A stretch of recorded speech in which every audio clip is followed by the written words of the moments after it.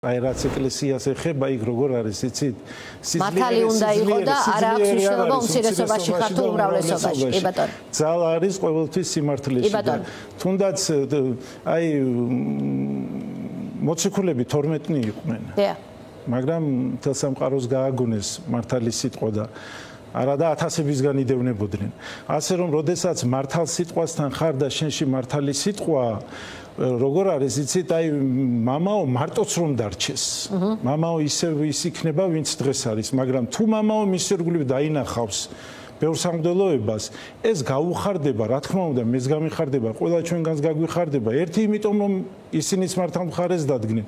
მეორე იმიტომაც, რომ ამით უფრო მეტად გაძლიერდება ჩვენი ერი, უფრო მეტი იმედი გაუჩნდება ადამიანებს, მაგრამ ნუ რა ვიცი, ეს ყველასი არჩევანია, ზოგი არის რომ დუმს, ზოგი თავის მრევლში საუბრობს, ზოგი ხმამაღლა, რა ვიცი, ხა ხმამაღლა ბევრი ნამდვილად არ საუბრობს და ერთი რამე მინდა ვთქვა, რომ როგორ არის, იცით, აი ცოტა ესეთ შედარებას ვიტყოდი, რომ ერთ დიდ სახლს კორპუსს რო პირველ სართულზე ცეცხლი წაეკიდოს და ის ვინც მე-9 სართულზე მშვიდად ზის და გონია რომ მას ის ცეცხლი არ შეეხება, ესე არ არის.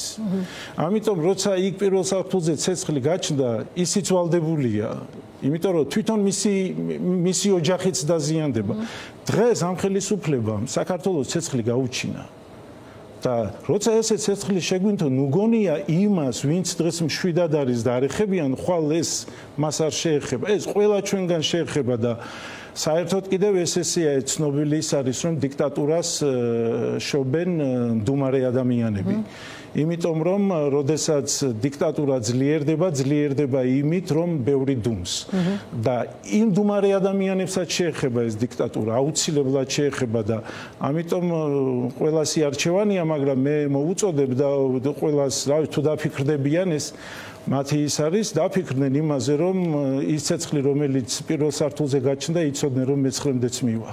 და აქ ცეცხლი განსაკუთრებით მწვავეა, ალბათ თქვენ ხშირად აკეთებთ ამაზე აქცენტს მამა დოროთეც, რომ აქ საუბარი კი არ არის მხოლოდ შინ-ნაზარ და ავტოკრატიასა და დიქტატურის დამყარების მცდელობაზე, არამედ კრემლის დიქტატურაზეა საუბარი, კრემლის გავლენის სფეროში დარჩენის რისკზე, რასაც ჩვენ თუ გადავხედავთ საეკლესიო ცხოვრებას, ამ ქვეყნის პატრიარქებმა სიცოცხლე შესწირეს მასთან ბრძოლას. ამ ნაწილშიც ეს კიდევ უფრო არის თუ არა мотиваცია თქვენთვის, როცა ძალიან ღიად აქტიურად ამბობთ, რომ ხო ეს ძალიან ბოლომდე ასეთი ფრაზა ქონდა დღეს მამა დოროთეს, თუ გვეუბნებიან რომ ვართ ცოტანი, ვაჩვენოთ რომ ჩვენ ვართ ბევრნი რუსთაველზე ბოლომდეო, ეს იყო მისი აქცენტი. კი, ჩვენ სინამდვილეში მართლა ბევრნი ვართ, მაგრამ აი მამაო მიხარაც თქვა, ეს არის იმით, რომ აი 4 ოქტომბერს ხო რამდენი ვიყავით, რამდენი იყო რა მთელი თან დასავლეთიდანაც ბევრი ვერ ჩამოვიდა, იქ გზები გადაკეტეს და მთელი ისა და ბევრნი ვართ, უბრალოდ აი ამ როგორ არის, იცით, უნდა გამოვიდეთ, იმიტომ რომ როცა ხედავ რომ იღუპება საქართველო, ჩვენ პირდაპირ რუსეთს ვბარდებით და იმის თქმის უფლებაც კი არ გვექნება, რასაც დღეს ვამბობთ.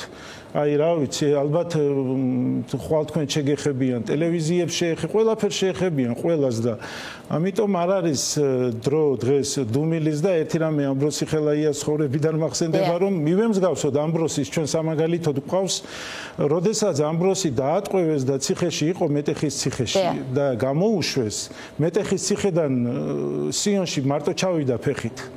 გამოდიოდა კათალიკოსი, ესეთი დიდი კათალიკოსი, ჩვენი პატრიარქი მარტო რო შევიდა სიონის ტაძარში და რო დაინახა იქ ხალხი შეიკრიბა უცებეს რო ნახეს, ამბროსიმ ისევ რუსეთი ამხილა, ასე რომ ჩვენ არ ვართ შეშინებული ეკლესიის შვილები და ჩემთვის ამბროსი, ხელაია, კირიონი, ნაზარი, ეს დიდი ჩვენი ისტორია, ხო?